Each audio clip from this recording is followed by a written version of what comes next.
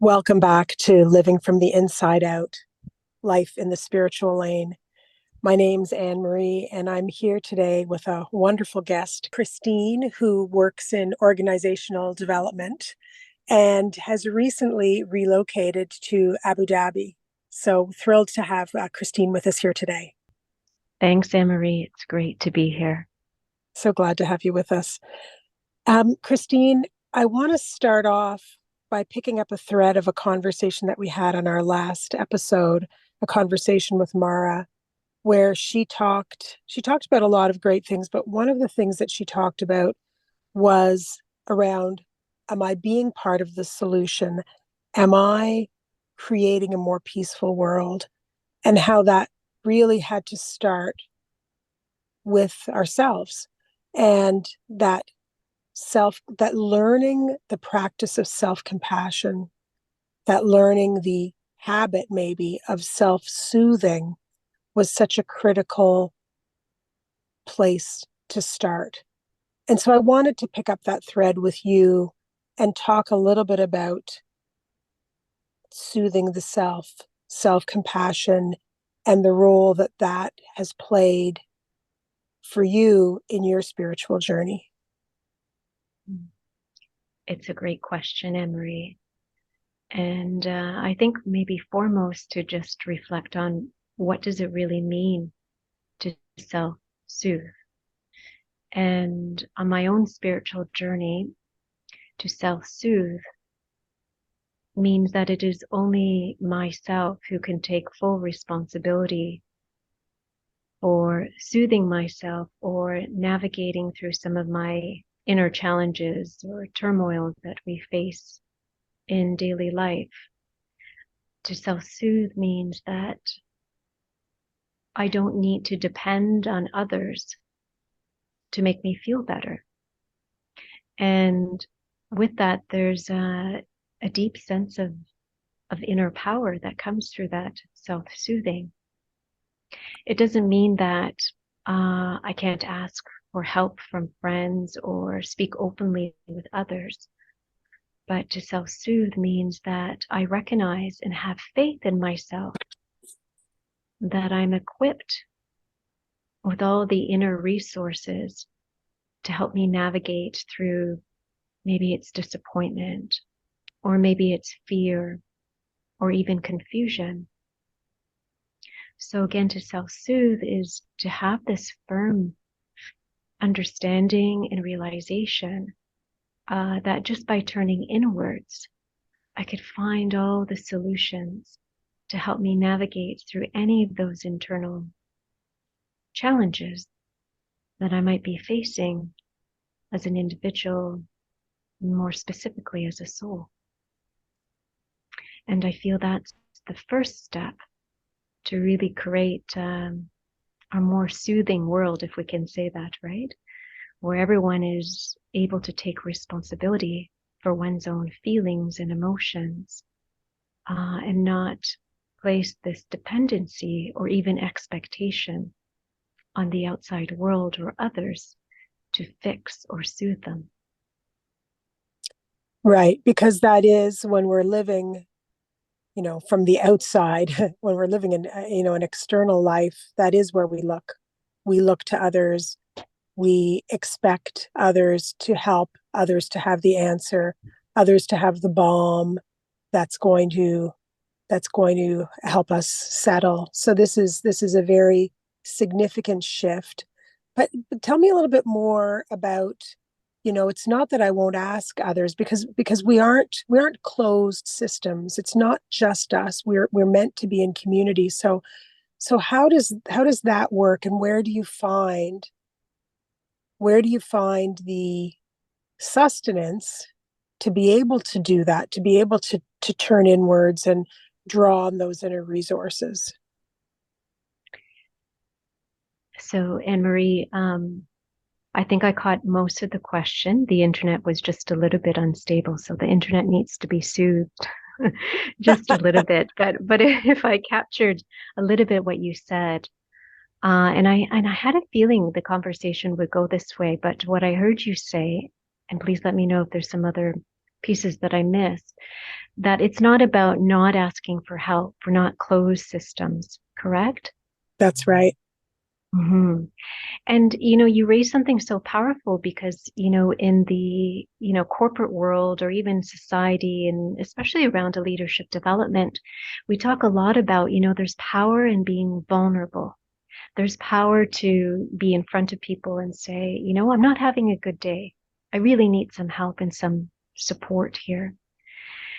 So, with my own self, if I reflect on my own journey of, to be open and vulnerable in those moments where we may have to turn to a friend or, to a mentor in our life or just someone who's dear to us, to share what might be going on in our at a different perspective, actually healthy. But I feel the important balance to that and what I at least strive to do on my spiritual journey. I don't always have it perfect, but I definitely strive to come from this point that let me first recognize that I'm aware and I remember that all the answers are inside of me. But I could turn from that place of openness and transparency with an open heart to my friends or to those loved ones, to hear a different perspective, or maybe to allow them to help me see what I can't see in that moment. But again, the emphasis or the awareness is recognizing I can take all of that great advice and those suggestions, but I then must go back inwards to reconnect back to my own heart, to reopen my own inner wisdom, which could only happen in those moments of silence. So I think when I embrace that approach, let me be vulnerable and open to share with others to learn. But let me always remember that the answers really come in those inner moments of silence. Then I think we have a healthy balance of being that open system, as you so beautifully said, Anne-Marie, but also taking that accountability that only it is through those moments of reflecting back and asking myself those tough questions. Can I really self-soothe? Can I really feel accountable to my own actions? And can I take a clearer direction in my life as a result of doing that? Wow. I really love how you unpacked that, Christine. So, what I'm hearing is openness, vulnerability, but then always having as the foundation, the bedrock, what you said at the very beginning, this faith in myself, this deep belief that I have the inner resources, and then this continual returning to silence, this continual returning to going inside and taking the time that is needed to reconnect. So it's a really beautiful circle that I see there. And sorry, go Yeah, ahead, Emery. no, please continue. Just something came to the mind as I was hearing you share that back.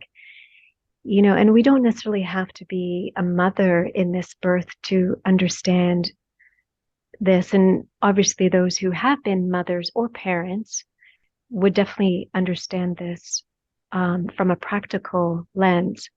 But if we think about a baby, when a baby's crying, we go to pick up that baby and we just hold that baby close to our own heartbeat so that the baby feels safe and secure.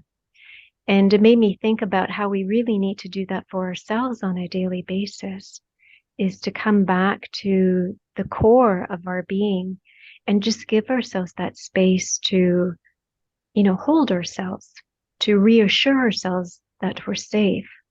Now, some might say, okay, that sounds great in theory, but how do we do that practically?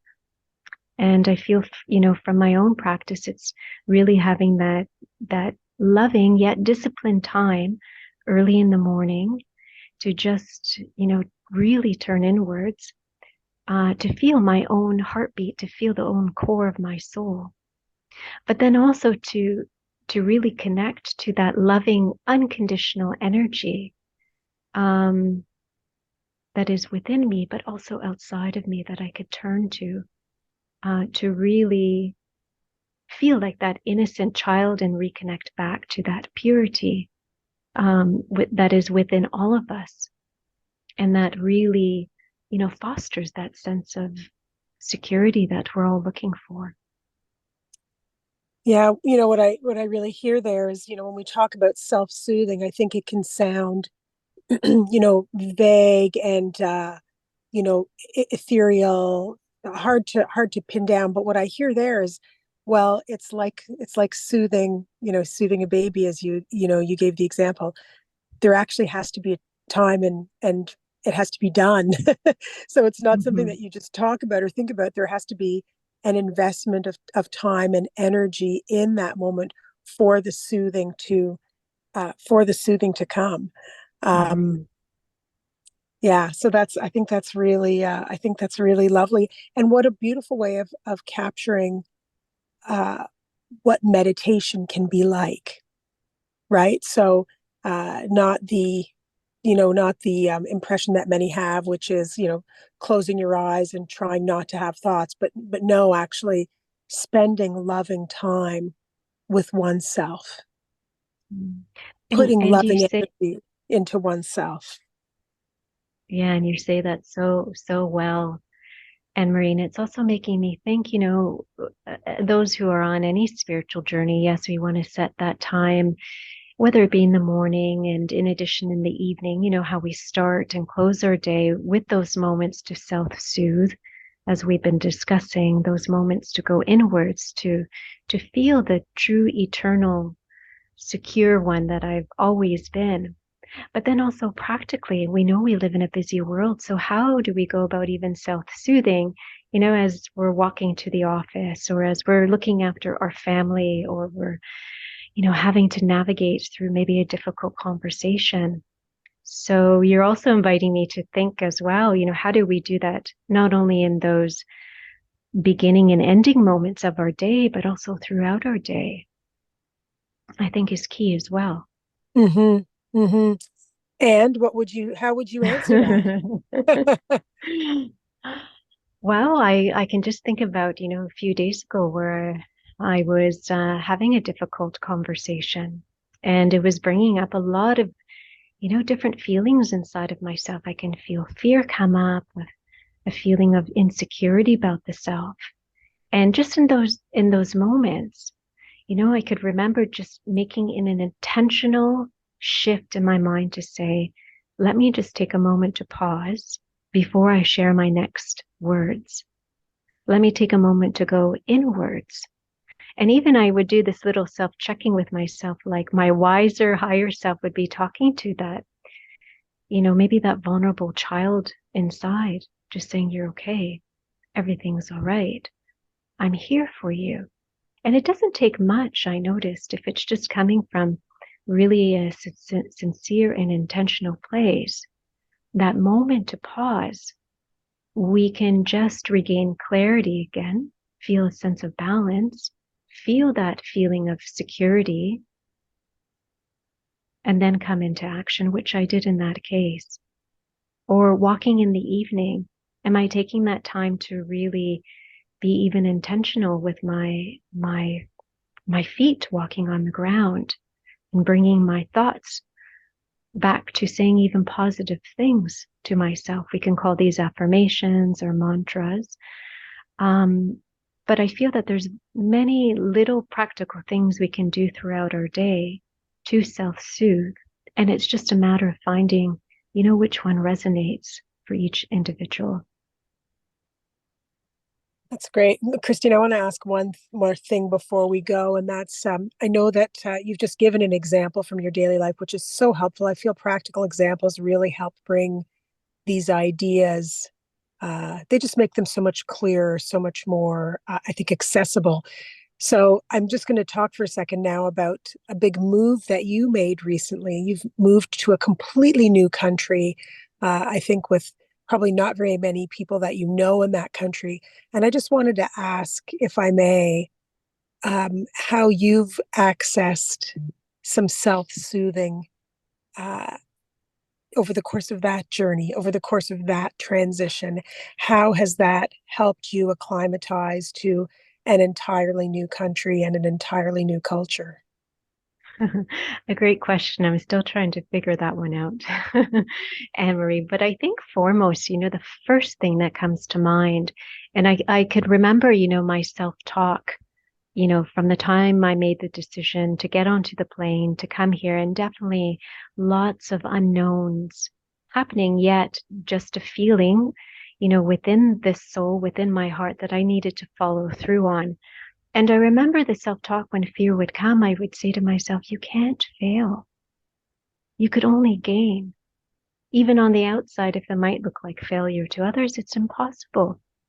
So that little mantra or repetition, I would say to myself, really became so ingrained into my daily practice that I take a lot of comfort from that, and actually authentic power. Because to me, that self-soothing approach is actually really fostering, what we might hear uh, in society as that growth mindset, or that anti-fragility mindset, which means that we can really thrive in the most challenging times. So shifting my mindset just by saying to myself throughout this move and transition that I can't fail, I will only grow as a soul, as an individual, has really helped me transition. And second to that, Anne-Marie, again, such a great question. As I'm on what might say, obviously a foreign land, I don't feel that way, because I also really practice when I go out seeing others, as beautiful spiritual beings, and that we're all connected. And any fear that I may have, they're also facing and trying to navigate through as well. So it actually brings a sense of interconnectedness, which I think then, where for some people they feel very alone, having that mindset that we're all connected, we're all facing very similar challenges, just may show up differently, but is really a catalyst to also help one feel that we all belong to each other. And I think that's really self-soothing as well. There's no enemies out there. Nothing's actually happening to me or to you. It's a matter of what perspective I want to have in every moment. And when I recognize that power, especially coming to a new place, or anyone who's going through a big change, that's just such, again, a catalyst to feel really safe, secure, and soothed, no matter where our journeys may take us. Christine, I can't imagine a better place to leave people, because you've just given them so much to think about the way that our perceptions shape our experience of all kinds of situations. Thank you so much for your time, for your wisdom, and I hope that we can connect again on Living from the Inside Out. Well, thank you, Anne-Marie. It was an absolute pleasure to connect with you and to share something so important to all of us as we navigate through these challenging times. So thank you, Anne-Marie. Take care.